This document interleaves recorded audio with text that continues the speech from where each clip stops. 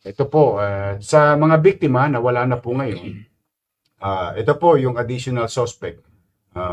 The second suspect, ito po yung dalawa.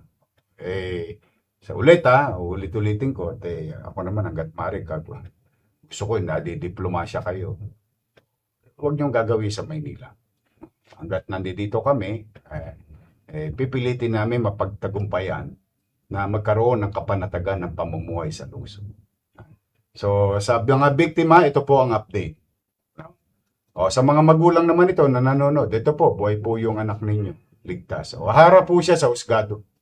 Mas mahal pa ngayon ang bayad ng abogado mo kaysa doon sa natira mo. Tapos for the meantime, hoyo ka. Ilan taon ka na? 20 po. 20? Hindi ka ba nag-aaral? 15 nag-umpisa sir. 15 nag-umpisa. 15 ka nag-umpisa? Grade 4 lang to, Mayor. 15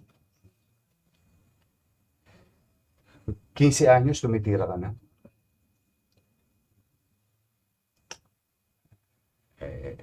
Sayang, ako, hihinayang ako, siyempre, alam mo, ayan, katulad yan, 14, 15 anyos. Pinag-uusapan niya sa mata ng batas ngayon ng mga congressman, senador, o even yung mga ibang mga individual or organization. Ito, nagsimula, 14, 15 anyos.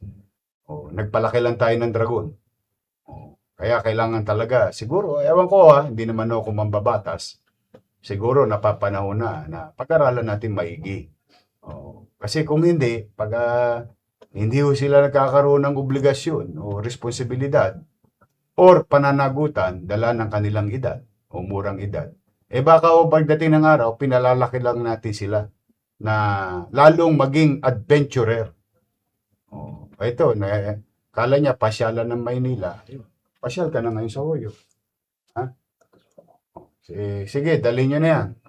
Okay po, ayan po mga kababayan. Sige, dali nyo na yan.